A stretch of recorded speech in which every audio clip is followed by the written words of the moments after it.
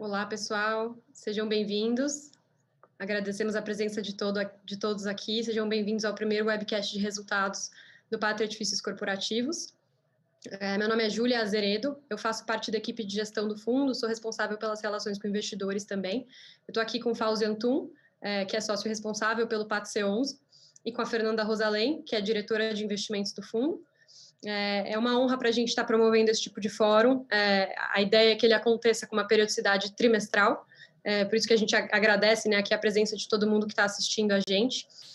A ideia aqui é estabelecer mais um ponto de contato mais próximo com o nosso cotista, né, além dos que já existem, os canais comuns.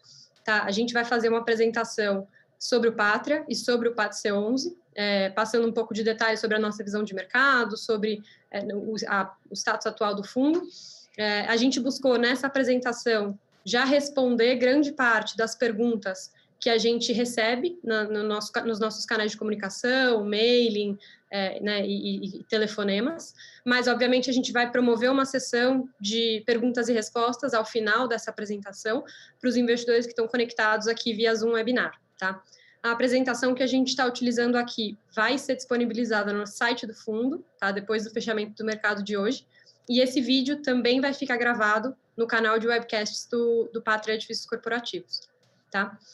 Bom, eu acho que a gente pode começar. Eu vou passar a palavra para o Fauzi Antum para a gente começar a nossa apresentação. Obrigado, Júlia. Boa tarde a todos. Um prazer estar aqui. Primeiramente, eu espero que vocês e suas famílias estejam bem, estejam com saúde. Nós vamos cobrir aqui, até para ser a apresentação inicial, a gente vai cobrir um pouco do Pátria Investimentos, né, que é a base de tudo aqui. Passar um pouquinho especificamente pela estratégia do PAT-C, e a carteira atual, a Fernanda vai comentar sobre isso.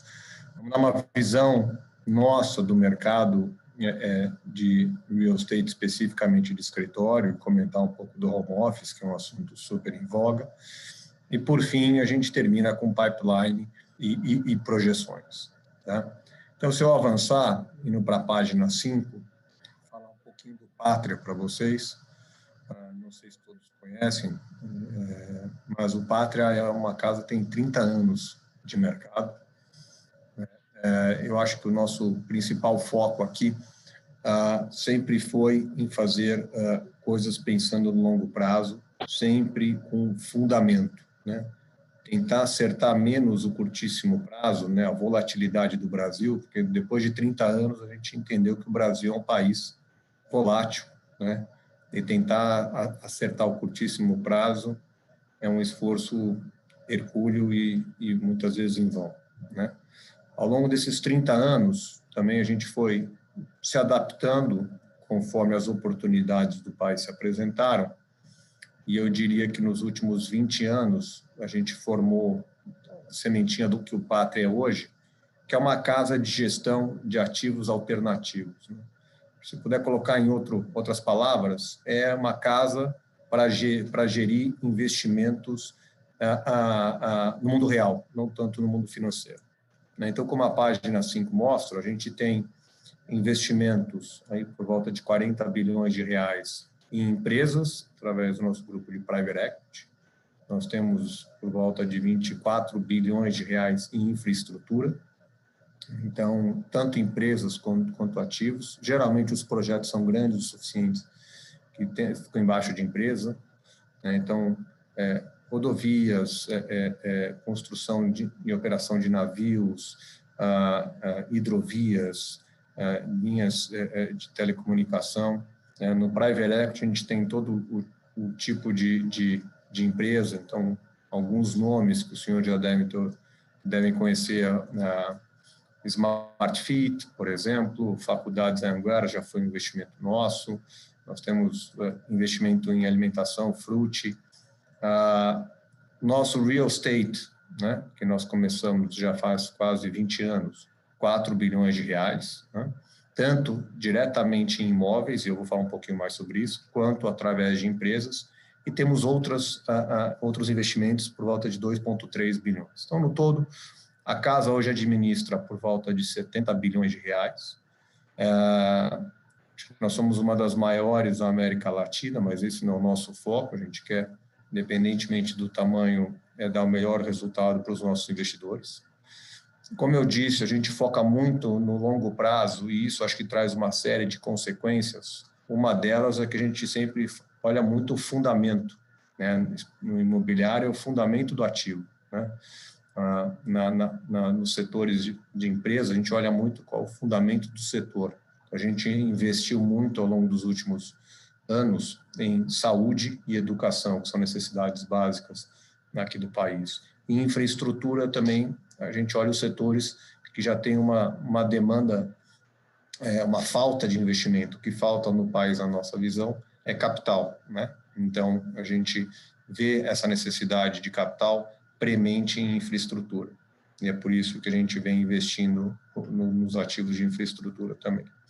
Uma outra coisa é também uma empresa estável. Então, nós somos sócios da empresa, nós investimos o nosso dinheiro da pessoa física em todos os fundos que o Patria oferece a investidores, e a gente trabalha junto há muito tempo. Então, eu, particularmente, eu comecei minha carreira profissional no Patrimônio, que era a companhia antecessora, em 1996, e voltei para o Patria em 2006. Né? Então, basicamente, a minha carreira inteira foi feita aqui, e os sócios fundadores ainda estão na empresa. Né? Então, isso também é uma coisa que a gente tenta ter uma consistência muito grande, porque o país já é volátil, né? Então, país volátil, com uma empresa volátil, você complica as coisas. Então, a gente tenta ser bastante, eu diria, assertivo, mas bastante também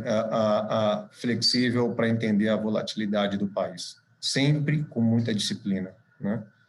Por fim, uma das coisas também que o Patria sempre fez e sempre surtiu resultado é olhar um pouco para fora do Brasil e ver quais são as tendências e o que a gente pode agregar dessas tendências, tropicalizar e trazer para o Brasil, né? Então, o Patria, através do Patrimônio, banco de investimento, era um banco de investimento, foi criado em 88, durante a década de 90 a gente cresceu bastante, haviam poucos bancos de investimento no país. Quando todos vieram, a gente olhou qual seria a próxima onda, e a Blackstone, que hoje é uma das maiores, se não a maior gestora de ativos alternativos no mundo, estava crescendo, a gente olhou para a Blackstone e falou, a gente poderia ser a Blackstone no Brasil, os juros algum dia nesse país vão cair e as pessoas vão ter que migrar os seus investimentos de CDI e poupança para realmente investimentos, até hoje chamados de alternativos, né? Investimentos na economia real.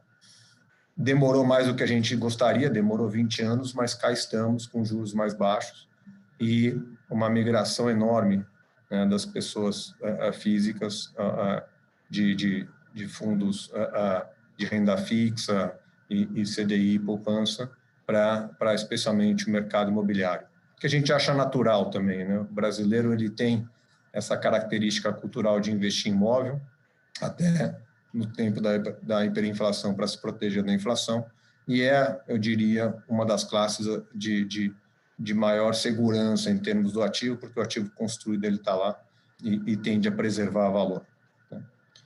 Indo para a próxima página, falar um pouquinho especificamente da área de real estate dentro do Patria.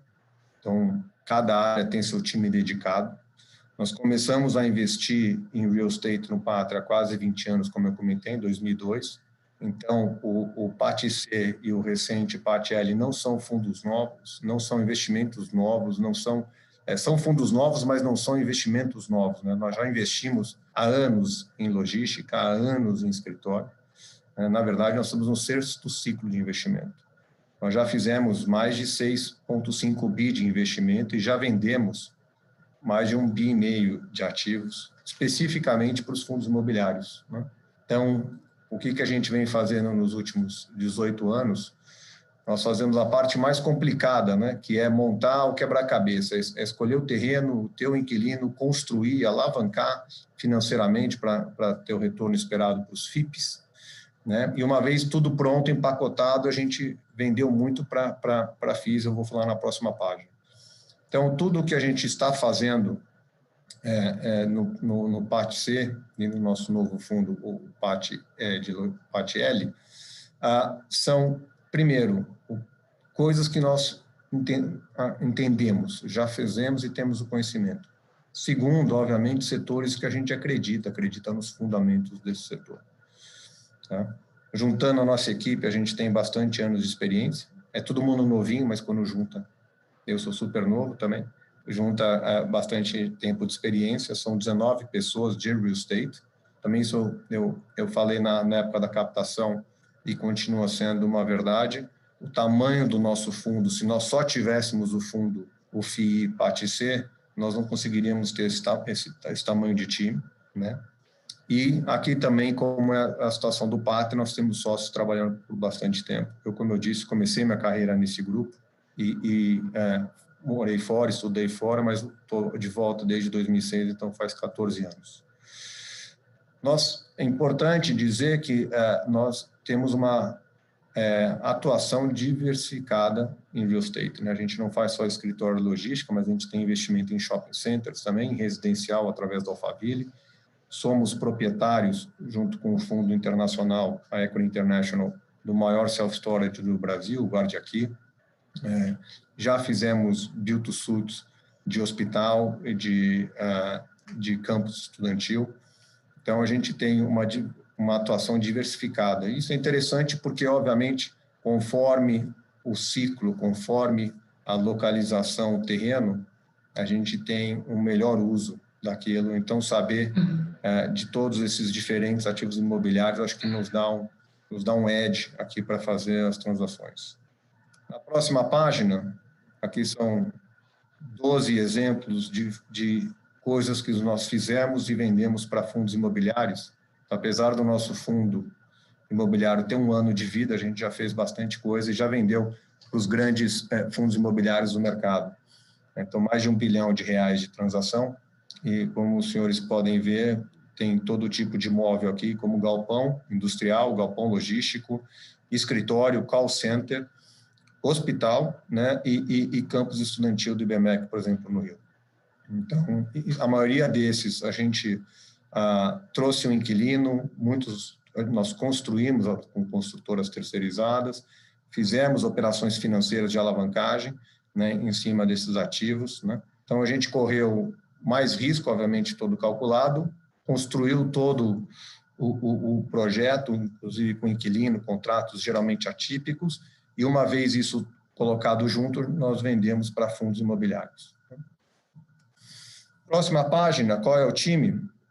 Os sócios, o Olímpio Matarazzo é um fundador do Pátria, está no grupo desde o patrimônio lá em 88. Eu comecei minha vida no grupo em 96 e voltei para o grupo em 2006. O Antônio também já está aqui há 13 anos conosco. Então, este é a liderança do time, especificamente para o PATC eu sou responsável, o logístico o Antônio é responsável, e aqui a gente tem a equipe do PATC, liderada pela Fernanda Rosalém, que está atrás dos investimentos, a Flávia, que cuida das locações, junto com o Marcelo também dos condomínios, é muito importante a gente administrar o custo condominial e também o SLA, e a Júlia, que faz todo o RI e os estudos de viabilidade com a gente. Além disso, a gente tem um time de suporte, que é um suporte para a área toda, que tem um advogado, Luiz Franciosi, que veio do Pinheiro Neto, o Marcelo Jensen, que tem aí décadas de engenharia, passando pelas principais empresas do país, e o Rafael Aguiar, que veio do ITA, Buzalen e Racional, entrou no Pátria também, ele faz toda a parte de viabilidade, estudos financeiros, alavancagem, quando é o caso. Obviamente, aqui no fundo imobiliário não é o caso, por enquanto. A gente não viu nenhuma transação que necessitasse isso, mas, de qualquer jeito, a gente tem a capacidade de fazer tudo isso dentro de casa. A gente acha importante ter essa capacidade. Depois de apresentar o Pátria, na página 9, a gente muda para a seção para ir para a estratégia do PATC. E eu já pulo para a página 10, onde a gente fala um pouquinho de como a gente vê a estratégia de investimento do PATC. Né? Acho que a primeira coisa, do lado esquerdo da página, é importante você ter equipe. Então, nós temos uma equipe dedicada, com conhecimento sobre o mercado, que está todo dia falando com o mercado e vendo o mercado, vendo as transações, procurando transações. Mas é importante também ter processo. das coisas que a gente não queria é sair atirando para todo lado de uma maneira desordenada. Então, absolutamente tudo que nós fazemos tem um processo por trás, né? Um dos processos que eu vou explicar na próxima página é a seleção de imóveis, que passa por um scorecard, né, que nós desenvolvemos e fomos aprimorando, né? O processo também passa por parâmetros financeiros bem definidos, né? E sempre pensando no longo prazo, nunca pensando no curto prazo. O outro lado, que acho que é uma característica do fundo, que todos os senhores têm que ter uma boa visão sobre isso, é que este é um fundo primordialmente trabalhado na qualidade do ativo. Então, nossa visão é que ele é diferenciado e nós queremos continuá-lo com diferenciado. Então, ativos muito foco na qualidade, A, AA e AAA, né, com renda, né, e com características mínimas. Então, na verdade, a gente tem, eu diria, os consultores do mercado que têm as classificações próprias, mas nós fizemos também as nossas próprias classificações e também colocamos características mínimas do imóvel, de pé direito, laje, ter ar-condicionado central, forro elevado, forro e piso elevado, uma relação de vagas. Obviamente, isso aqui muda com o tempo, né? Nós vamos atualizar esses requisitos mínimos, mas para dizer que, de novo, criamos o padrão para não nos sentirmos compelidos a fazer uma transação de ativos que não suprem os requerimentos de qualidade, porque tem um bom yield, tá? Então, a gente justamente criou os processos, os parâmetros para dar disciplina no processo, não agora, mas agora e para o futuro, né? E, obviamente, localização é muito importante.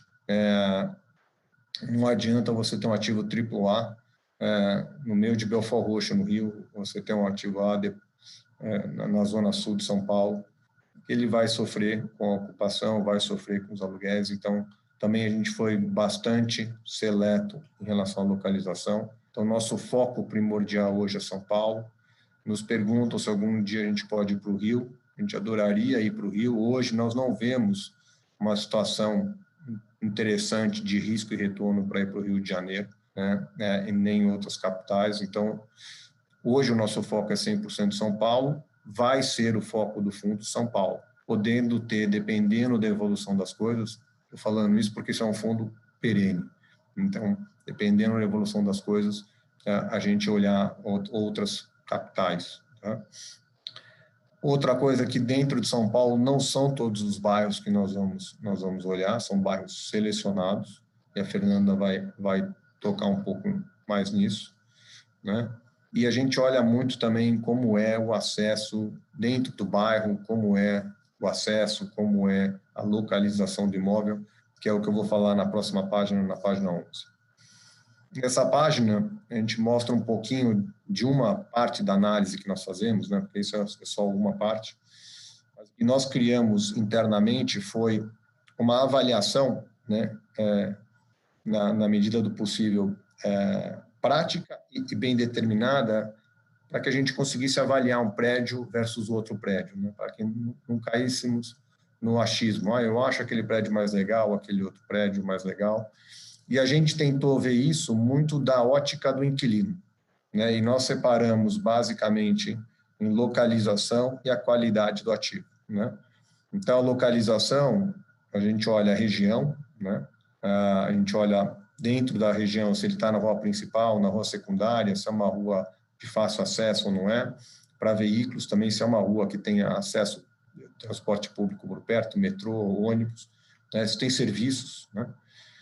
E depois a gente olha a qualidade do ativo, a laje, se tem gerador, vaga para o metro quadrado de estacionamento, elevador, se ele é o chamado antecipado ou não é, ar-condicionado, LEED, padrão de construção e pé direito, que está tudo nessa figura do lado direito. Então, a gente colocou um exemplo de como a gente analisou o Sky Corporate, que foi a nossa primeira aquisição, né?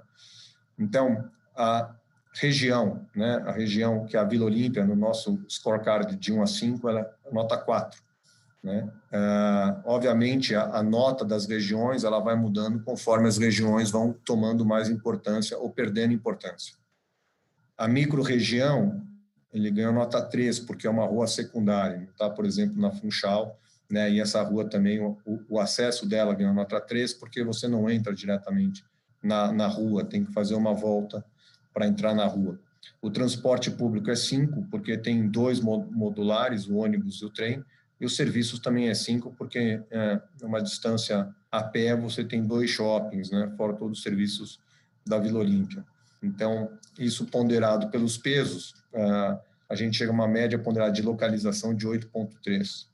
E depois a gente olha todos esses quesitos técnicos aqui do imóvel em si, né? O tamanho da laje, então ela é nota 5, porque é acima de 1.000 metros quadrados, a eficiência da laje, então uma laje retangular, sem sacada e sem pilar interno, então a gente olha isso, que faz muita diferença para o inquilino, né? Como é que ele consegue fazer o test fit, quantas mesas e cadeiras eles conseguem colocar. Então, laje redonda, por exemplo, a gente não vai comprar, ou lajes muito recortadas, né, que tornem a utilização complicada, a gente também vai ter pouca nota no nosso scorecard. O prédio tem gerador para 100% do prédio, áreas privadas e áreas comuns. O critério de vaga para o metro quadrado locável, como ele tem, na verdade, ele tem mais de uma vaga para cada 35 metros quadrados, então ganha nota 5. O elevador é inteligente, com chamado antecipado, também ganha nota 5. Ar-condicionado, VRF, e assim foi. Chegamos a uma média ponderada do prédio 9,7, e fazendo a ponderação de localização e qualidade, chegamos a uma média ponderada desse prédio de 8,9. A gente dá mais peso para a localização. Tá? É um pouquinho a mais dentro da nossa média aqui, localização vale mais que a qualidade do ativo. Tá? Depois de feito esse scorecard, vamos para a página 12, a gente plota esses scorecards versus os aluguéis, né? É importante dizer que para a gente fazer um scorecard, a gente visita os imóveis. E esse time aqui, a gente visitou em São Paulo, 113 prédios, né? Não digo andares, 113 prédios para a gente responder esse scorecard e fazer essa tomada de informação. Obviamente, a gente foi, à medida que a gente ia num prédio novo, a gente comparava com a nossa base, mudava os pesos, aprimorava um pouco as notas, né? E assim foi. E a gente consegue ver aqui na página 12, do lado esquerdo, uma regressão entre as nossas notas e os aluguéis. Ela ainda não é um R quadrado muito alto, porque a gente está numa mudança de ciclo, né? A gente estava numa queda muito grande do ciclo, e agora a gente começa um começo de ciclo positivo, atrapalhado pela Covid, pelo home office, mas em termos fundamentalistas do mercado imobiliário, a gente começa um ciclo de crescimento. Então, os aluguéis, eles ainda não estão num patamar, eu diria, estabilizado. Então, a gente já foi visitar prédio onde, no mesmo andar, um inquilino pagava R$80 e o inquilino no conjunto ao lado pagava R$130. Então, isso causa um R quadrado mais baixo, né, da correlação, mas também exatamente aí que a gente tem espaço para trabalhar e para comprar bem os nossos imóveis. Do lado direito, a gente mostra para vocês quantos ativos tiveram cada nota, né, do Scorecard Pátria. Então, nota 9 ou mais, só 7 ativos, nota 8, 40 ativos, nota 7, 38. E como as consultorias imobiliárias classificam, né? Então, um ativo que para a gente tirou nota 9, ou ele é A, duplo A, ou ele é triplo A. 86% desses ativos são triplo A, né? Nota 8 tem essa escala. E o nosso foco aqui é para ativos que têm nota 7 ou mais, né?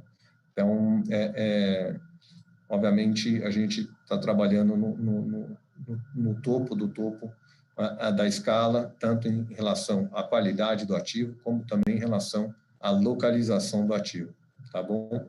Com isso, eu passo a palavra para a Fernanda, que vai falar um pouquinho do nosso portfólio atual. Obrigada, Fauzi. Continuando aqui com vocês, acho que e puxando o link aí da explicação do Fauzi em relação à nossa diligência na aquisição dos ativos, sempre primando pela qualidade, vocês conseguem ver aqui na página 13 o nosso portfólio atual, né? Então, hoje, considerando a nossa alocação em imóveis diretamente e a nossa alocação em cotas de fundos imobiliários, temos 205 milhões alocados, o que representa aproximadamente 60% do fundo, e os 40% restantes ainda em caixa aí para novas alocações, né? Falando um pouquinho do portfólio imobiliário, ao longo aí do último ano, nós fizemos uma alocação de 170 milhões em ativos diretamente, resultando numa BL de 8.526 metros quadrados, e numa aquisição média de R$19 mil o metro, tá? E esses ativos, acho que é super interessante a gente passar um pouquinho por eles, que vai mostrar muito essa questão da nossa classificação e a classificação dada aí por outras consultorias, e aqui principalmente pela Buildings, que é o que a gente usa como referência, né? A nossa primeira aquisição foi o Sky Corporate. Nós temos hoje 2 andares no imóvel, locados para EDP. Então, é um imóvel duplo A, localizado ali na Vila Olímpia, na Rua Gomes de Carvalho. Um imóvel hoje 100% locado, né?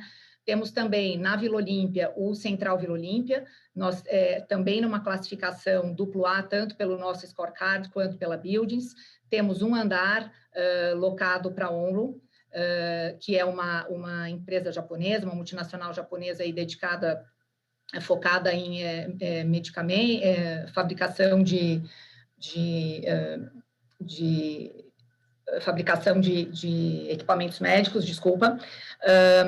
O The One, fizemos aí recentemente uma aquisição de mais meio andar, nós já tínhamos um andar adquirido no final do ano, e isso mostra, então, a nossa estratégia aqui também de aumentar a participação nesses imóveis onde nós gostamos, né? Essa é uma das estratégias que a gente vem mostrando para vocês e que, inclusive, está no nosso pipeline, então, mais para frente vou comentar um pouquinho com vocês. O The One é um imóvel também excelente, qualidade duplo A, tanto na nossa classificação quanto na da Buildings. Uma BL hoje de 1.800 metros quadrados de BOMA, equivalente a um andar e meio, também 100% locado, o que mostra bastante aí a resiliência do nosso portfólio, né? O Vila Olímpia Corporate também é um exemplo de imóvel que a gente consolidou a participação, né? Nós começamos com meio andar, depois fizemos a aquisição de mais um andar, é um imóvel AAA, na nossa classificação e na da Buildings também, 100% locado para ótimos inquilinos, algumas multinacionais, então, assim, estamos bastante satisfeitos com a qualidade do nosso portfólio e, por consequência, com a qualidade dos nossos inquilinos, né? Aqui, só para completar, o nosso investimento no Icon Faria Lima, na Avenida Faria Lima, enfim, uma localização excelente, uma das mais premiums em São Paulo, uma classificação A.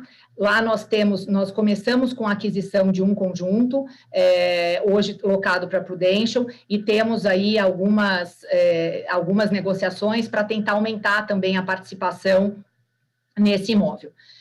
Então, acho que o grande recado aqui é que o nosso portfólio é bastante diversificado, uma qualidade excelente e a localização premium, e mostra 100% locado, mostra realmente que imóveis resilientes tendem a passar de forma menos turbulenta pelas crises e por momentos como esse, que é o que a gente tá vivendo hoje, né? Mesmo aí com toda essa pandemia, sabemos aí que várias empresas passando por problemas, reduzindo área. No nosso portfólio, a gente não teve nenhum caso assim, o que é bastante, acho que mostra aqui a resiliência e a escolha correta dos nossos ativos, tá?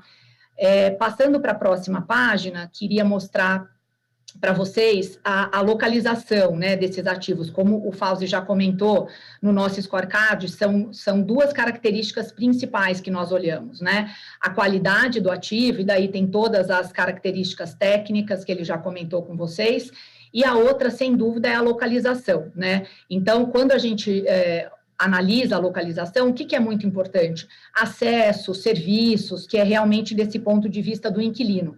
E aqui a gente pode notar, né, os nossos prédios são esses em vermelho, na apresentação, aqui são pintados em vermelho, todos eles muito bem localizados, né? Então, vemos aqui o Icon Faria Lima, ali na Faria Lima, também numa proximidade do Shopping Iguatemi, o The One, que está a meio quarteirão da Faria Lima, ele está muito próximo também da região ali da Vila Olímpia, onde também tem uma série de serviços disponíveis. O Central Vila Olímpia e o Vila Olímpia Corporate, eles estão, né, a um quarteirão do Shopping Vila Olímpia, o Vila Olímpia Corporate exatamente na rua de trás e o Central Vila Olímpia na frente.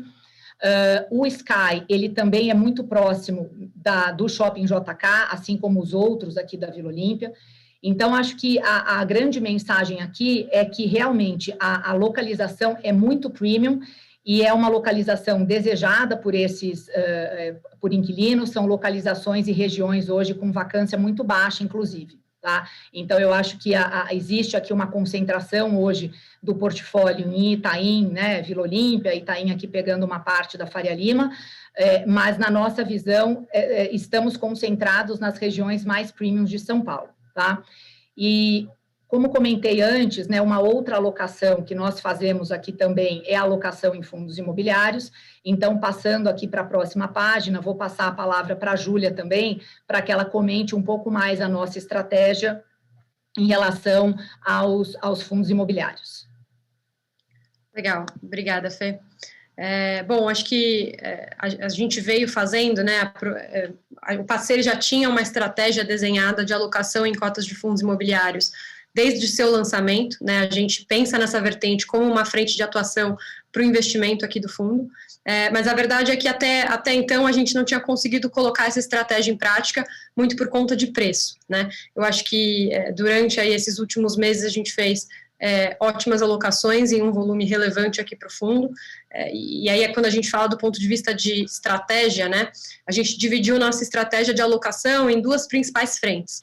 Uma primeira frente fundamentalista, e nessa frente aqui a gente olha e foca muito mais em qualidade do ativo e localização desse ativo. No final do dia, a gente está falando de alocação em fundos que têm participações em imóveis que perfeitamente estariam na carteira do PATC, tá? E aí falo pelo quesito de qualidade, pelo quesito de localização.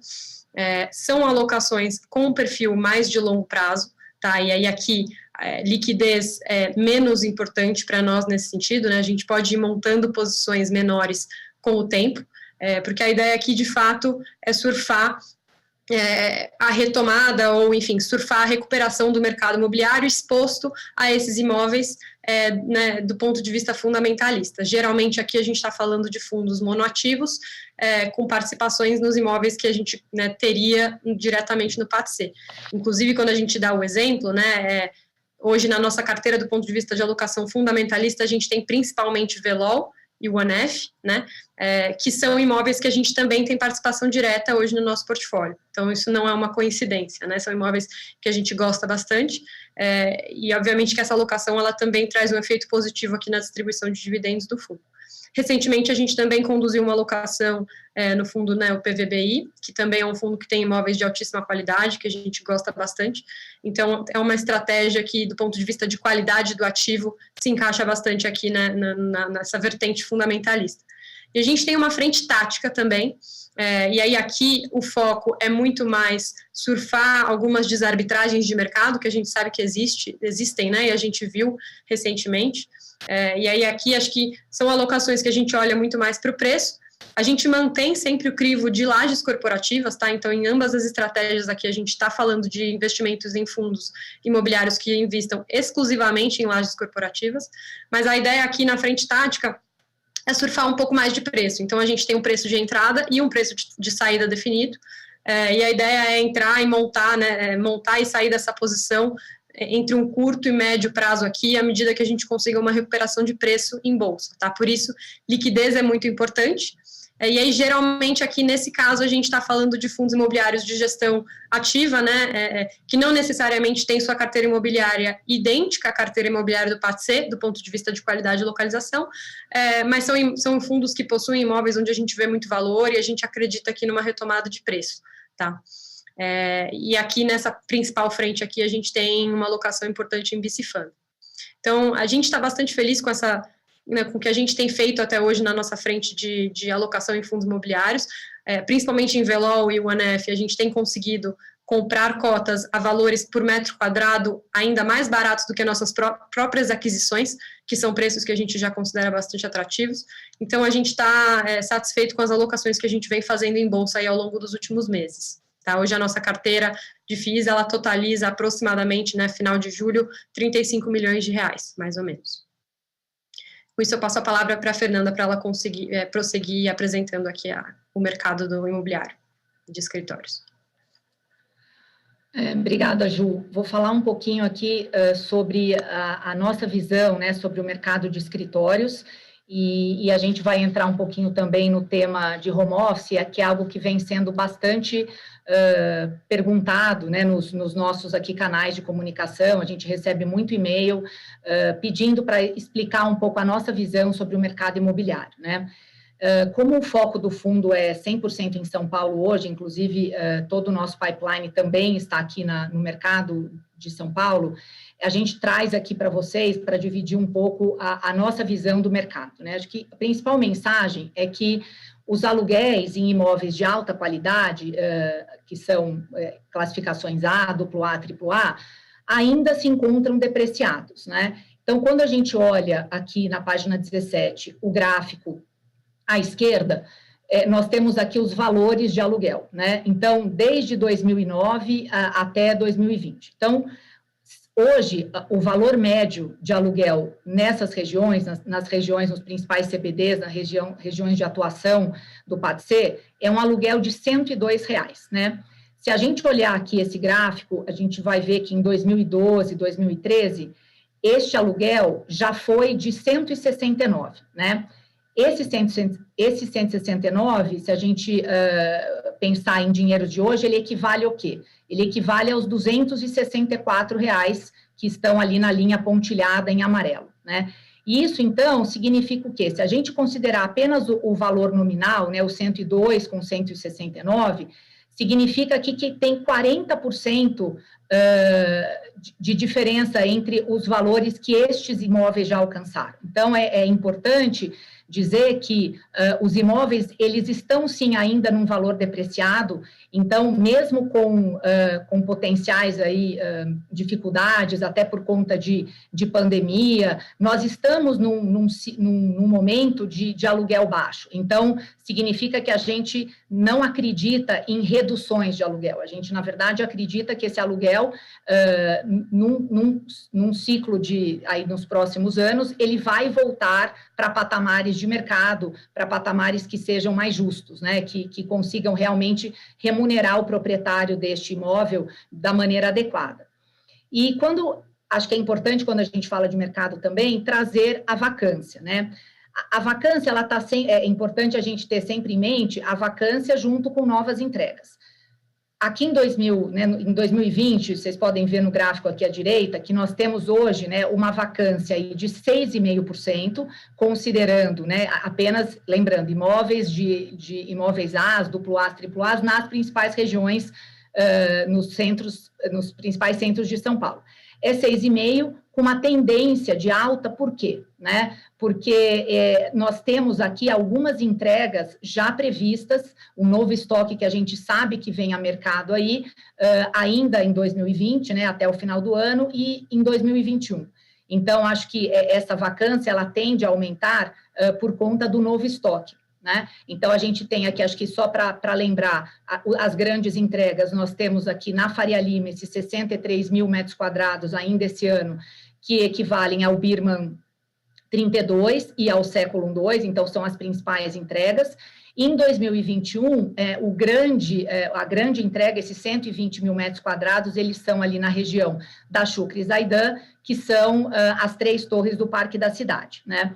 Agora, isso, de qualquer forma, o importante aqui é que a vacância, ela se dá pela nova entrega, mas é uma entrega que já está definida, né? Então, mesmo que a gente tem aqui, depois até entrando um pouquinho ali no home office, eventuais vacâncias pontuais agora, por conta de eventuais entregas de inquilinos, a gente ainda tem um mercado com um novo estoque baixo comparado a anos anteriores, né? Quando a gente pega aqui os anos de 2016, por exemplo, com um pico da vacância de 25,2, foi pelo quê?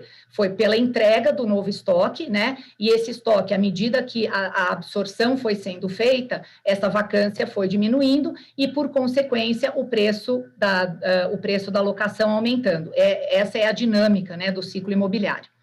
E indo para a próxima página, para a página 18, eu acho que aqui é muito interessante mostrar o histórico da vacância nas principais regiões corporativas de São Paulo, sempre aqui lembrando que são para imóveis AS, né? A linha pontilhada em azul, o que a gente acaba aqui com 18,6, ela mostra São Paulo de uma forma geral, né, englobando todas as regiões.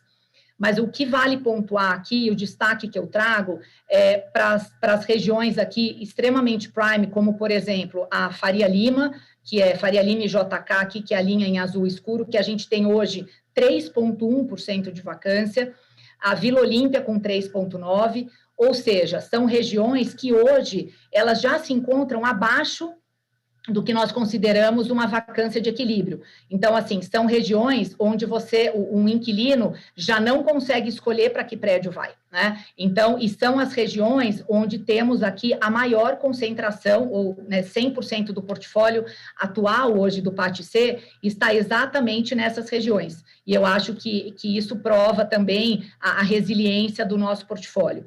Então, aproveito aqui para passar, indo para a próxima página, para 19, para passar a palavra para a Júlia também, para comentar um pouquinho a vacância, a ocupação e como é que tem sido aí o histórico do nosso portfólio desde o início.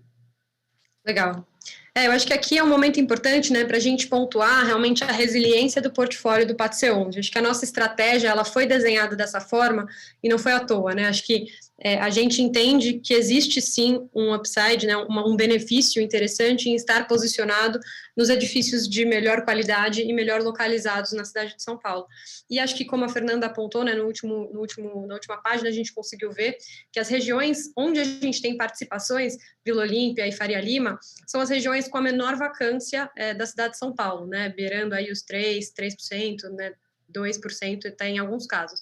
E acho que isso, de alguma maneira, se reflete no nosso portfólio. Então, a gente teve, desde o início do fundo, né, consistentemente, uma ocupação de 100%, e nunca tivemos nenhuma inadimplência de nenhum inquilino no nosso portfólio. Acho que isso também é um resultado, sem dúvida, de uma gestão muito próxima, né, uma gestão de inquilinos muito próxima a esses participantes, a esses players, mas acho que mostra um pouco da resiliência do setor. Acho que, até aproveitando, né, nos perguntam um pouco sobre se sempre compraríamos lajes locadas, ou enfim, se a gente também pensa em lajes vagas. Eu acho que aqui eu aproveito para puxar o gancho de que a gente não está afirmando que as nossas participações nunca estarão vagas. Eu acho que o conforto que a gente tem aqui com esse fundo é que a locação, a atividade de locação em imóveis de altíssima qualidade, bem localizados em São Paulo, ela tende a ser facilitada por você ter um produto de qualidade, né? Então, eu acho que, no final do dia, isso também traz resiliência para o nosso portfólio, estando ele locado ou não. Olhando para o passado, a gente é bastante feliz em dizer que a gente sempre esteve 100% ocupado e com zero de inadimplência, tá? Passando para a próxima página, a gente dá uma visão um pouco mais detalhada dos nossos inquilinos. Acho que, um pouco já puxando aqui para o assunto da pandemia, né, e um pouco a questão que a Fernanda estava comentando recentemente da evolução do mercado nesses últimos meses, a gente vem comentando nos nossos relatórios gerenciais, acho que estamos sempre em contatos próximos com nossos inquilinos, de forma a garantir aqui que os fluxos de pagamento de aluguel deles estejam adequados aqui para a saúde do perfil de cada um dos nossos inquilinos.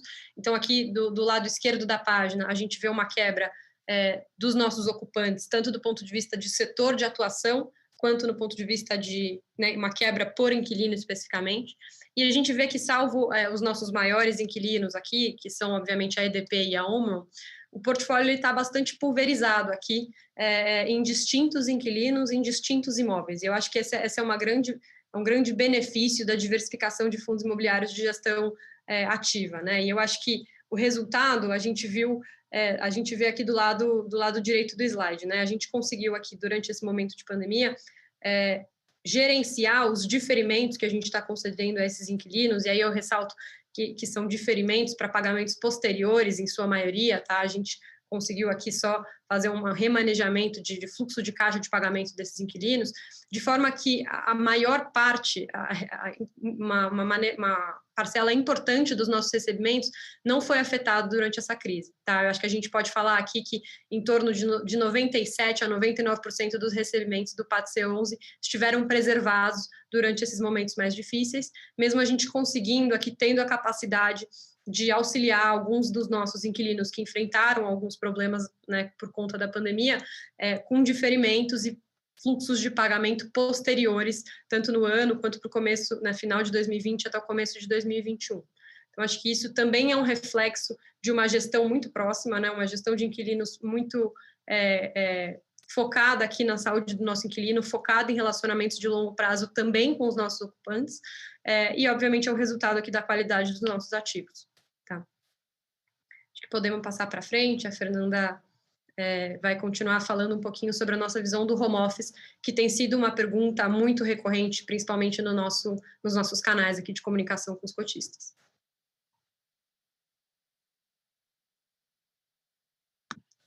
Oi, desculpa, estava no mudo. Então, aqui acho que para finalizar a nossa visão aqui sobre o mercado de escritórios, não poderíamos deixar de falar sobre o home office, né? Realmente a gente tem sido bastante questionado, e qual é o impacto disso no mercado, na vacância, né, em preços de locação. Acho que, de uma forma geral, a nossa visão é a seguinte, né? O home office, sem dúvida, ele vai ter um impacto duradouro no mercado de escritórios. E, com certeza, haverá flexibilização do local de trabalho, né? Então, acho que isso, a tecnologia nos mostrou que é possível trabalhar do escritório, de casa, de outros lugares, então isso, com certeza, veio para ficar. Mas o ponto é que o impacto numérico dessas alterações ainda não está claro, porque acho que tem algumas variáveis aqui que a gente precisa considerar. Que a disseminação da cultura da empresa, né, o contato entre os colaboradores, a integração, eles são muito importantes, né, muito importante para a preservação da empresa, para a marca, para a continuidade dos negócios, e isso realmente só é possível ser feito no escritório, né, o contato, a integração das pessoas, ela necessariamente precisa de um escritório físico, né. Um outro ponto importante é que nem todo home office ele se transforma em redução de ocupação, né? Não é simplesmente uma análise direta. Tenho uma pessoa em home office, então eu estou aqui reduzindo a metragem que essa pessoa ocupava no escritório.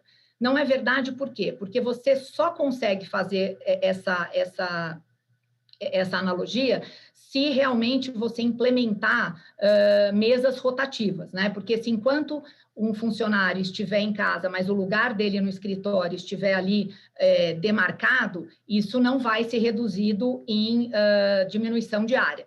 E nem todas as empresas, né, gostam dessa rotatividade, e hoje, principalmente momentaneamente, também tem uma questão aqui sanitária que, obviamente, está sendo levado muito em consideração, né?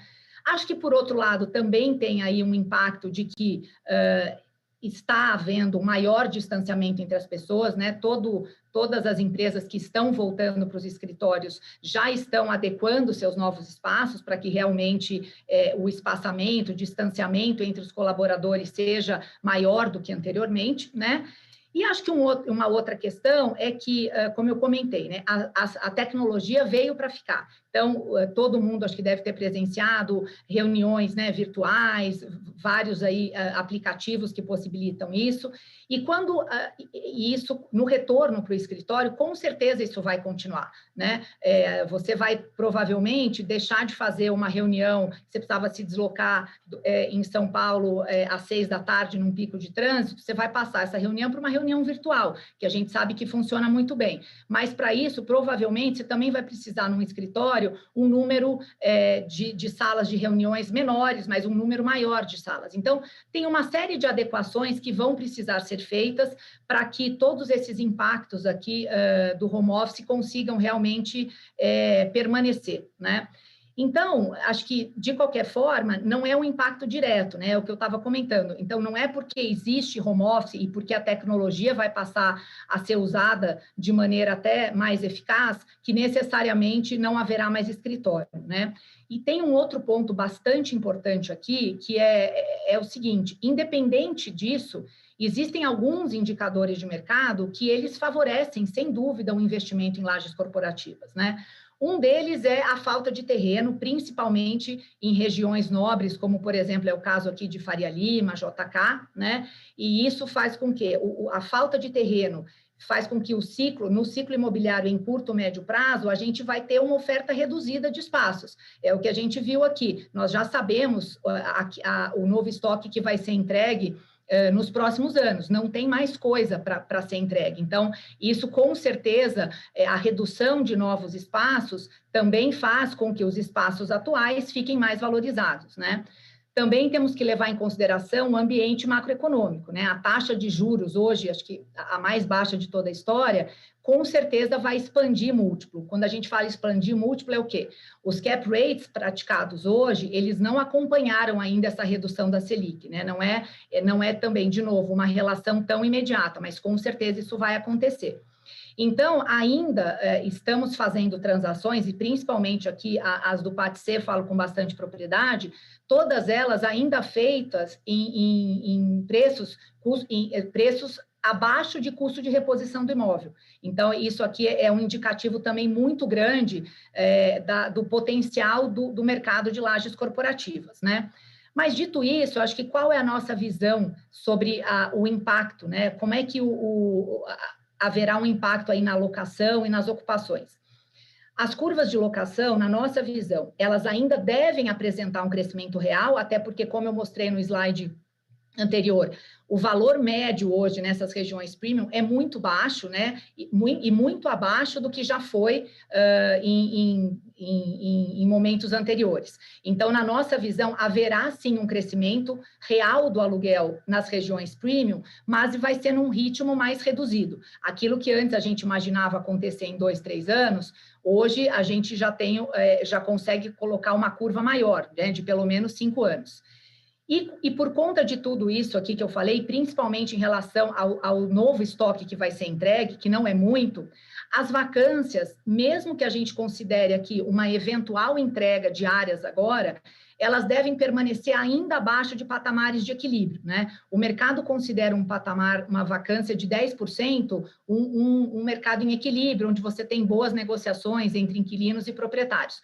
Como a gente viu ali anteriormente, algumas regiões como JK, Faria Lima, estão hoje com vacância inferior a 5, né? Então, mesmo que a gente tenha potenciais entregas e mesmo com o novo estoque chegando, essas vacâncias ainda devem permanecer ou no patamar ou um pouquinho abaixo do patamar de equilíbrio. Então, na nossa visão, é um mercado que continua, é um mercado que agora pode passar momentaneamente por uma vacância talvez um pouco maior, mas isso vai ser absorvido. Então, acho que fica aqui a nossa visão sobre esse assunto do home office que vem sendo aí bastante comentado, tá?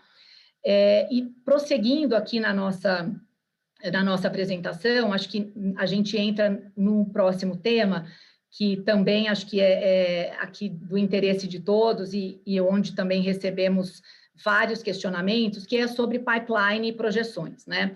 Então, como eu comentei no slide anterior, hoje nós temos aí por volta de 40% do caixa do fundo, 40% do fundo em caixa, e estamos aqui trabalhando ativamente para que essa alocação seja feita da melhor forma possível e da forma mais rápida, né? Nós temos aqui um cronograma de alocação de 100% desse caixa até o final do ano. Pode ser que a gente consiga alocar antes, mas prefiro aqui deixar o cronograma até o final. De novo, lembrando que assim, a diligência na escolha dos ativos, ela continua, aquele processo passado, né, de scorecard, de negociação, de entender localização, qualidade, que tipos de inquilino aquele imóvel atrai, ela continua, e é isso que nos dá base para trazer bons imóveis para o fundo. Mas dando um pouco de cor aqui, hoje nós temos um pipeline de aproximadamente 1,5 bi, 1,460, é um pipeline muito superior ao volume hoje em caixa, mas isso é normal, a gente sempre teve essa relação, porque sabemos que muitas transações acabam morrendo no caminho, até porque são algumas transações, nós sabemos que é uma negociação direta nossa com o proprietário, outras transações são transações que a gente sabe que estão no mercado, que são transações aí que existe um processo competitivo, mas acho que, de qualquer forma, o que vale comentar aqui, 100% do pipeline hoje está localizado em São Paulo, nas principais regiões, né?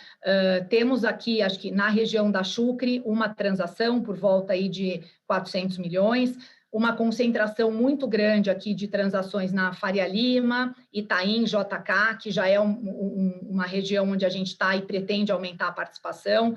Vila Olímpia temos mais também, inclusive, como já comentei, nós temos sim como estratégia também aumentar a participação em ativos onde nós já temos, nos ativos que já estão no nosso portfólio, e todos eles aqui no nosso portfólio, no nosso pipeline hoje, locados e bem localizados, né? Então, e a gente acha que é importante também dizer que os preços hoje, eles estão adequados aos patamares atuais, né? Então, ainda vemos também no nosso pipeline locações um pouco depreciadas, tá? Então, acho que essa é a grande... Acho que é para mostrar para vocês que existe, sim, muita coisa sendo negociada, o pipeline, evidentemente, está em estágio, as negociações estão em estágios diferentes, mas é um trabalho aqui, é uma dedicação integral, não só minha, como do resto da equipe, em transformar esse pipeline em portfólio realmente para o fundo, tá?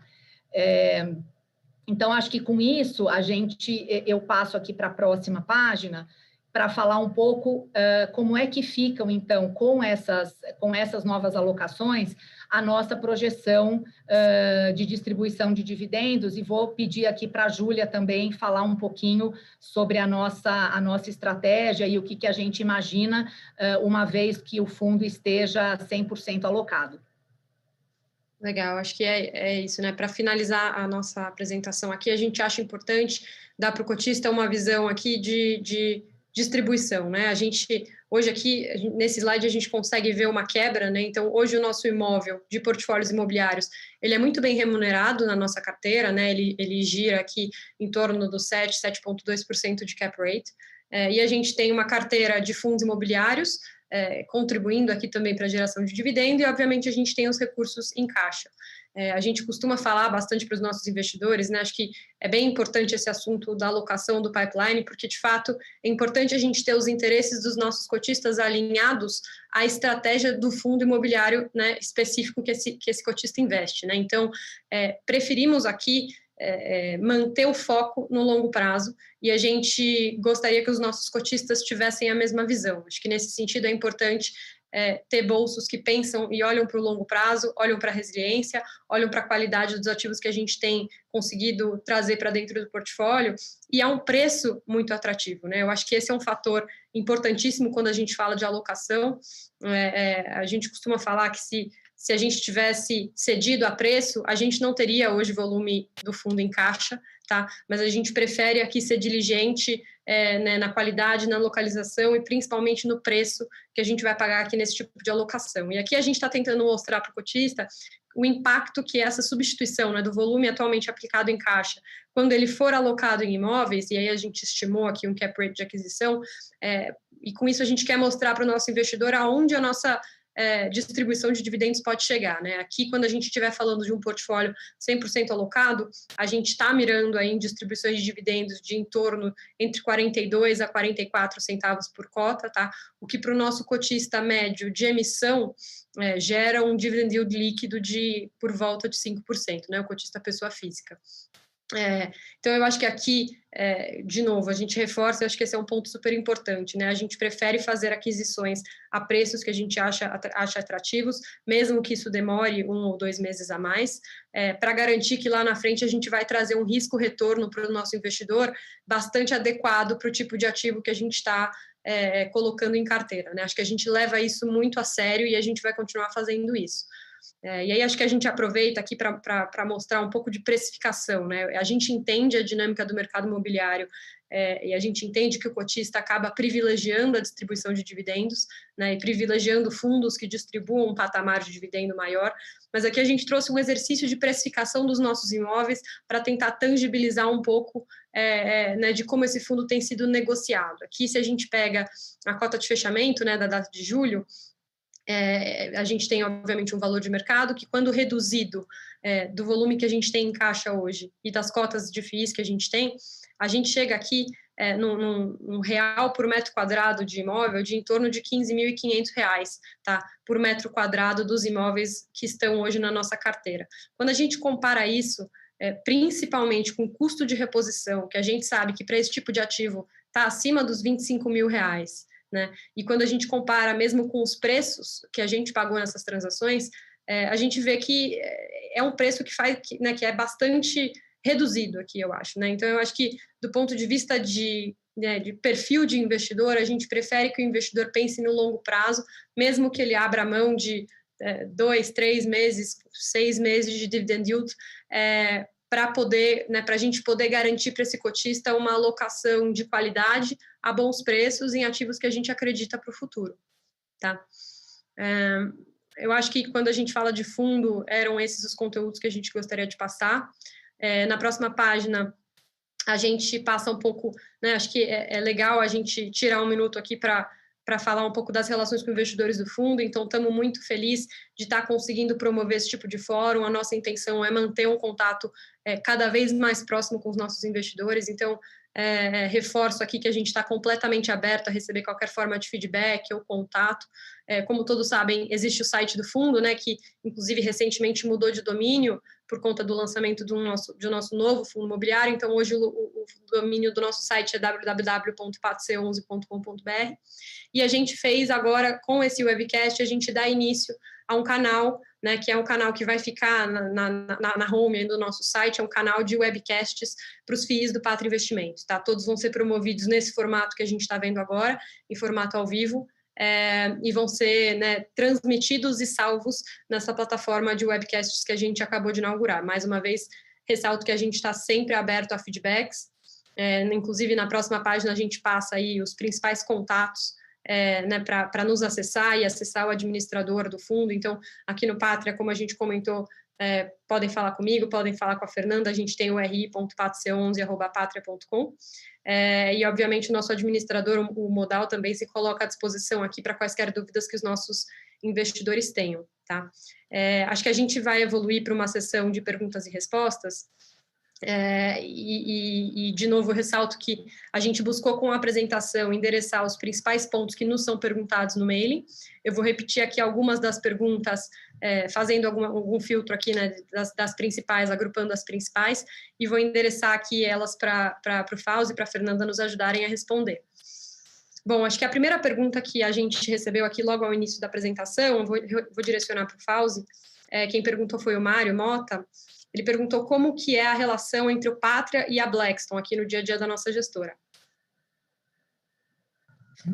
Obrigado, Mário. Bom, a Blackstone já é sócia do Pátria há 10 anos. O Grupo Pátria, sempre gostou dessa ideia de sócios locais que conhecem o Brasil e trabalham, né? Então, todos os nossos sócios trabalham, né? Mas com uma visão global.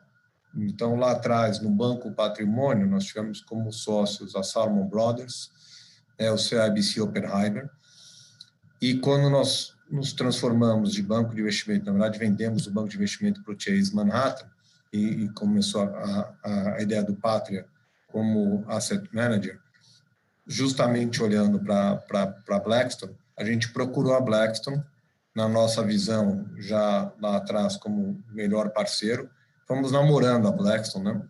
Até que em 2010 a Blackstone companhia, não o fundo da Blackstone, né? Ela se tornou sócia, ela é sócia minoritária, uma sócia relevante, mas minoritária do Patria. Os sócios aqui locais, as pessoas físicas, é que tem mais de 50%. Nosso contato é bastante próximo, nós temos canais abertos, cada área com a sua respectiva área. Na Blackstone, temos reuniões trimestrais de resultado em alinhamento de estratégias, né? Dito isso, o Patria e a equipe do Patria, ela tem total ingerência para fazer investimentos e desinvestimentos em qualquer área. Então, a gente não depende da Blackstone, né? Então, a gente usa o nosso irmão maior, né? Até para falar de assuntos como home office, etc., infraestrutura, entender o que está acontecendo lá no mundo, ter uma visão mais abrangente do que só o Brasil. Legal, bacana. Bom, acho que partindo para a nossa próxima pergunta aqui, vou passá-la para a Fernanda. O Giorgio Souza nos perguntou se o fundo, né, o PAT C11, tem intenção de adquirir ativos como um todo e não somente um percentual deles. Bom, a gente não tem nenhuma restrição, né, em relação a participações menores ou maiores, né? Sem dúvida, acho que à medida que o fundo vai crescendo, a gente tem como estratégia clara aumentar participações em ativos, os que já estão no nosso portfólio, e passar também a mirar ativos maiores, né? Assim, acho que participações maiores, prédios todos.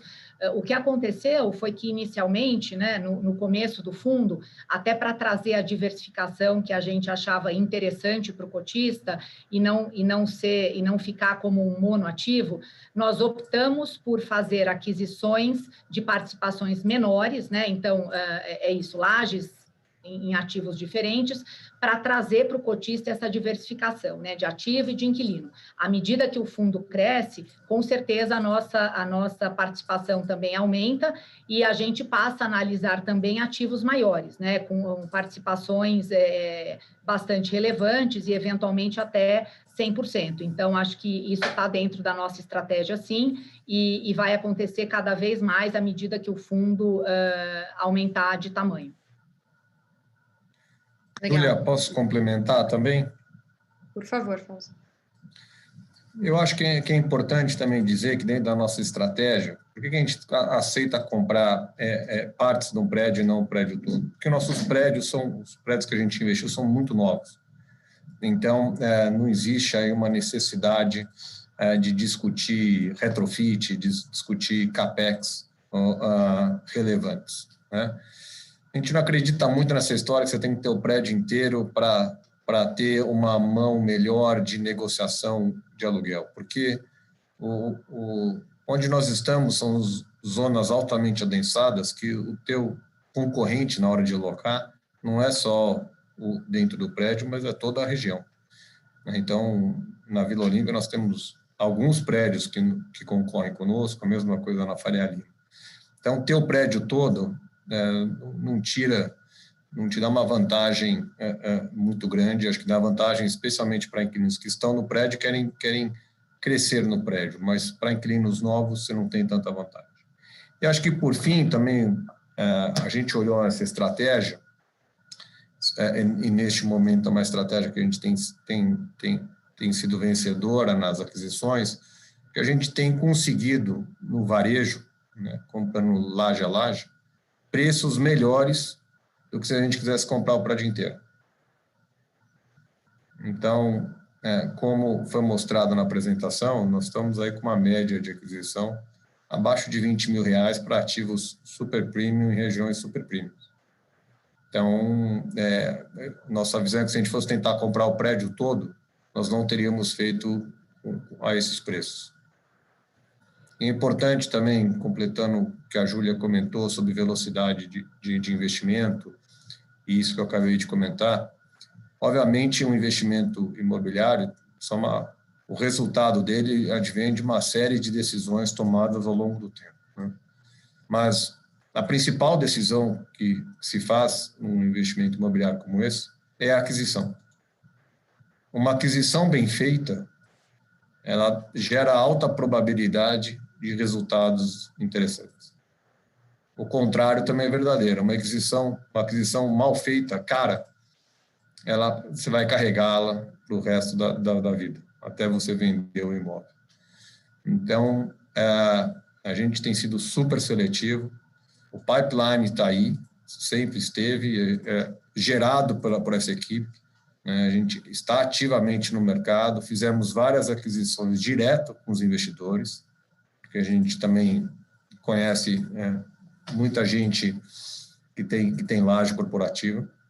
Então, é interessante também, além do que a Fernanda falou, entender que neste momento está mais interessante comprar laje a laje do que tentar comprar o prédio inteiro. Legal.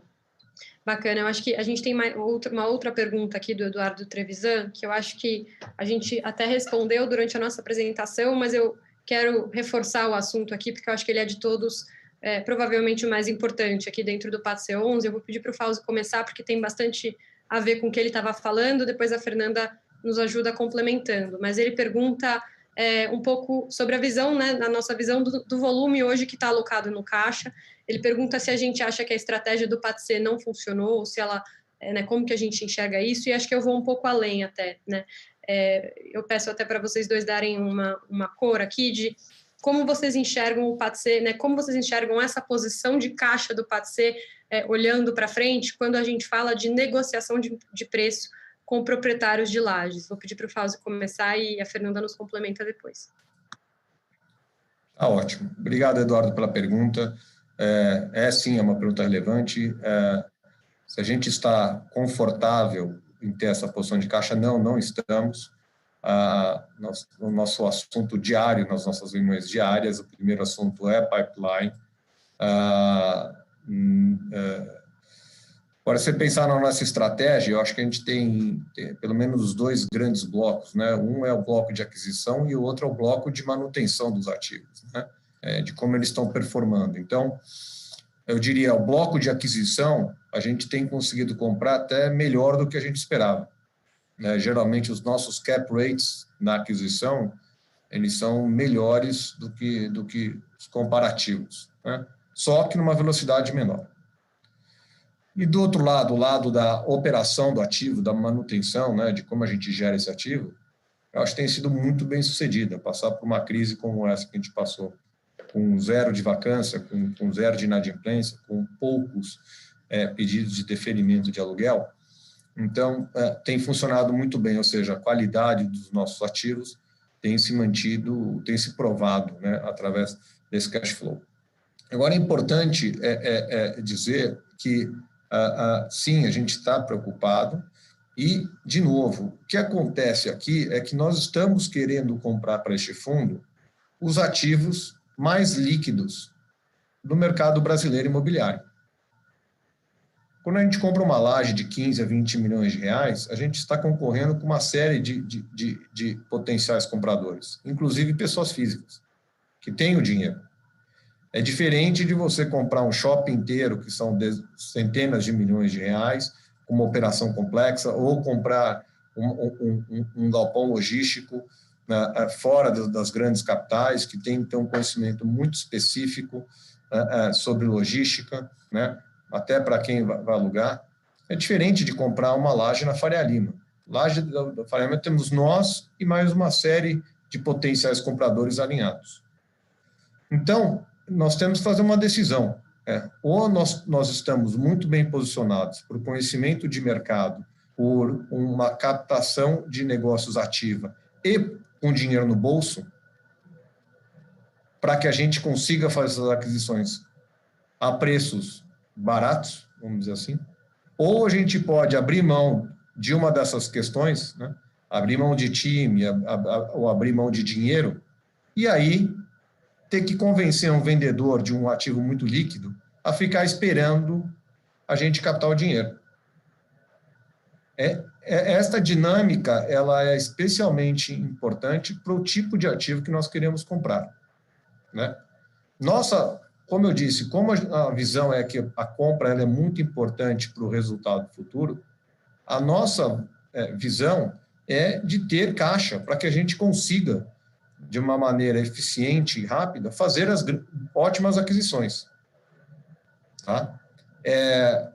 Isso quer dizer que a gente está satisfeito com a nossa velocidade? Não, a gente, obviamente, tinha uma visão de fazer um investimento mais rápido, mas geralmente o que acontece com ativos deste calibre é que quando há um soluço no mercado, esses ativos caem de liquidez. Ou seja, os vendedores, que geralmente são pessoas ricas, que geralmente têm recursos, esse é o ativo, quando não tem recurso, é o primeiro ativo que o cara vende. Então, se ele tem um ativo ainda, é porque ele não precisou vender e não precisa vender.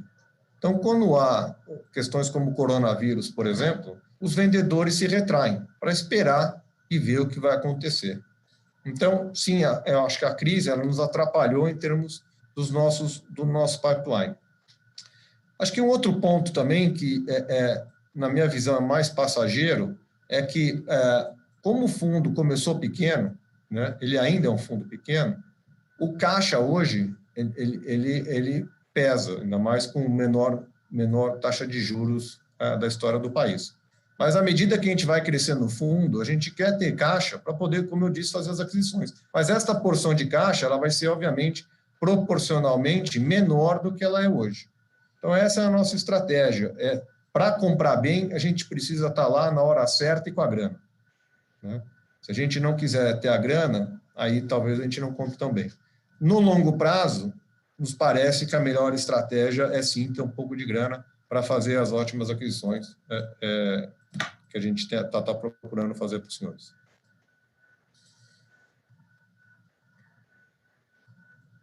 Bacana, legal, obrigada, Fausto. Vou redirecionar a próxima pergunta para a Fernanda.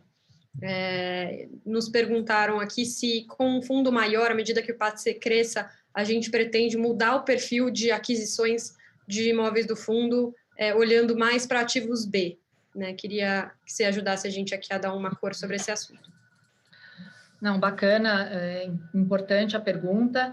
A resposta é não, né? Assim, acho que a grande estratégia por trás do PATC, ela é a de imóveis de qualidade, bem localizados, né? Acho que e também não existe, né, estratégia certa ou errada. A nossa estratégia é essa, né? Na nossa visão, imóveis de qualidade, bem localizados, passam por crise de maneira menos turbulenta, são mais resilientes, são aqueles que atraem os melhores inquilinos, né, inquilinos com bom risco de crédito. Então, eu afirmo que, por exemplo, todos os nossos imóveis em pipeline atualmente, eles são da mesma qualidade dos que já temos em nosso portfólio, né? Então, imóveis locados, imóveis com características técnicas muito boas, certificações, enfim, toda aquela, o que a gente já passou aí pelas qualificações, o Fausto já nos explicou anteriormente isso, e acho que o que é importante é que, assim, existe essa disciplina, né? Nós temos essa disciplina de fazer essas boas aquisições. Acho que vale lembrar também que estas aquisições, imóveis mais premium, trazem menos risco. Então, quando a gente também olha fundos comparáveis, né, fundos com imóveis corporativos, talvez de uma qualidade inferior, uma localização não tão premium, e o nosso, é bem natural que se encontre uma diferença, né, de yield distribuído. Os imóveis, os fundos, os imóveis B, eles tendem a ter um yield maior, porque também apresentam um risco maior, né? Mas eu acho que, assim, resumindo, a nossa estratégia continua a mesma. A gente vai ser sempre muito criterioso na escolha dos ativos, de qualidade e bem localizados. Então, o nosso portfólio vai ser, sim, sempre um portfólio A, né? E acho que, como o Fausto comentou também anteriormente, isso aqui é um fundo perene. Então, hoje, são ativos bons, ativos novos, que não têm necessidade de nenhum tipo de investimento, né, de CAPEX, mas ao longo do tempo, né, pensando na vida do fundo daqui 10 anos, e isso faz parte da gestão ativa, a gente, obviamente, vai pensar em reciclar esses ativos, vender esses ou consolidar o que for o caso, trazer novos, mas sempre prezando pela qualidade e pela localização. Então, a nossa estratégia aqui é de realmente um fundo de imóveis diferenciados. Então, a estratégia B não faz parte do nosso portfólio. Legal, Fernanda. Acho que foi legal você trazer essa visão também de risco e retorno, né? Acho que é super importante essa visão aqui, principalmente quando a gente compara a distribuição de dividendos entre produtos, né? Quando a gente fala aqui de uma projeção aqui de um yield de em torno de 5% para o PATC, em ativos de altíssima qualidade, a gente acha isso um bom patamar aqui para distribuição de dividendos. E acho que o investidor tem que ter o cuidado de saber comparar, né? Não é simplesmente o 5 contra o 6, o 5 contra o 5,5, acho que é importante saber entender o que está por trás daquele portfólio, qual é o risco que aquele portfólio traz. Naturalmente, o maior risco provavelmente vai trazer um maior retorno, acho que isso é super relevante. Eu entendo aqui que a gente endereçou a maior parte das perguntas, quase todas que vieram aqui via o nosso Q&A, acho que as que sobraram estão relativamente respondidas com a nossa apresentação. Eu, pessoalmente, queria que o Fauzi nos respondesse aqui mais uma questão que eu acho que é importante deixar clara para o mercado, que é como que vai acontecer a gestão do PAT C11 agora que a gente tem um novo fundo imobiliário rodando, né, o PAT L11, nosso FII de logística. Obrigado, Ju. Acho que vão ser as mesmas pessoas que estão aqui falando com vocês, com a vinda da Flávia também, que acabou de entrar no grupo para fazer a alocação.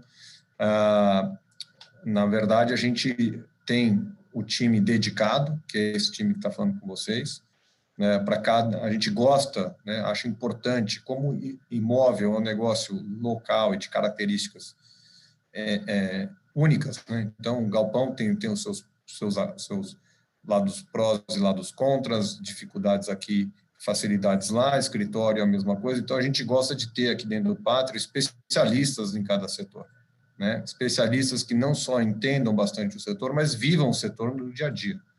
É importante estar no mercado, ser a primeira ligação que o corretor faz, ser o primeiro nome que o vendedor do imóvel vai ligar para oferecer um imóvel. Então, a nossa visão é ter times de especialistas e dedicados aos produtos, tá? Então, nossa visão é que este time aqui, conforme o PATC cresce, ele só tende a crescer e ter um time mas sempre dedicado a ele, com suporte, eu diria, de questões não críticas. Então, o time jurídico, o financeiro e o de engenharia, dado que aqui não é um fundo de construção, eles aí sim são pessoas que a gente aproveita que a área de real estate aqui do Pátria tem outros fundos e tem necessidade de ter essa equipe, e já toma partido disso, utilizando-os para questões específicas aqui dentro do contexto do PATC. Legal, é isso, né? Eu acho que a gente aqui no Pátria Real Estate, a gente tem o melhor dos dois mundos, né? A gente tem equipes focadas exclusivamente em cada produto, então o time que vai fazer a alocação do PAT-L é totalmente diferente do time que vai fazer a alocação do PAT-C, mas a gente também consegue se valer da estrutura que a área já tem desenhado. E, sem dúvida, a gente vai fazer uso dessas equipes de suporte que atuam, né, de maneira cruzada entre os fundos e entre as atividades, tá? Da área do Pátria, né, Ju? Com certeza, é verdade, da área do Pátria. Acho que isso é um assunto bem legal, né? O comitê de investimentos do PATC, ele é composto por membros de todas as verticais do Pátria, não só a vertical imobiliária, né? De uma forma que você cria uma visão bem completa aqui sobre o investimento e bastante isenta, né, a respeito da transação. A gente acha isso super importante. Acho que, quanto a perguntas, era isso, acho que a gente endereçou aqui as que nos fizeram. Eu gostaria de ressaltar também, aproveitar aqui o fórum, né, para ressaltar o aviso aos cotistas que a gente publicou ontem, né, comunicando uma redução temporária da nossa taxa de administração, para, né, total aqui de 0,865%, até o meio do mês de novembro, tá? E acho que eu gostaria também de agradecer, né, também deixar o fórum aberto aqui para a Fernanda e Fauzi fazerem seus comentários finais, mas agradecer a participação de todos, de novo reforçar que o nosso canal de comunicação está sempre aberto, a gente não deixa nenhum investidor sem resposta, que nos manda e-mails aqui para contato, e é isso, a gente está totalmente aberto a feedbacks e agradece a participação de vocês aqui nesse webcast. Obrigada, Ju. Também gostaria de agradecer a todos, né? Me colocar à disposição também. Acho que reforçar aqui que sabemos do incômodo existente hoje, né? Os cotistas têm nos colocado sobre a questão do caixa. Então, o nosso objetivo hoje foi endereçar essa questão, endereçar todo o esforço, mostrar para vocês todo o esforço que a gente vem fazendo, equipe dedicada para fazer a alocação o mais rápido possível, mas lembrando sempre que a gente vai seguir todos os nossos critérios de diligência, tentando trazer, de novo, bons ativos com custo que nós consideramos muito interessantes, né? E acho que esse é o nosso principal objetivo aqui, né? Fazer a alocação rápida. Acho que o fato aí que a Júlia acabou de comentar, a redução da taxa de administração, acho que mostra também que nós entendemos, né? Acho que é um recado para os cotistas que sabemos que o caixa hoje está e vem penalizando muito os nossos dividendos. Acreditamos que realmente é uma situação passageira e logo a gente vai estar aqui falando já da alocação total do nosso portfólio. Então, agradeço de novo a presença de todos e também me coloco à disposição, a gente não só pelo aqui, né, por esse canal, mas também em todos os outros canais que a gente tem de comunicação. Obrigado pela atenção de vocês. Fiquem bem, fiquem seguros e desejo falar com vocês daqui a qualquer momento, mas daqui a 3 meses estarmos todos juntos aqui de novo com boas notícias. Grande abraço a todos. Obrigada, pessoal. Tchau, Obrigada. tchau.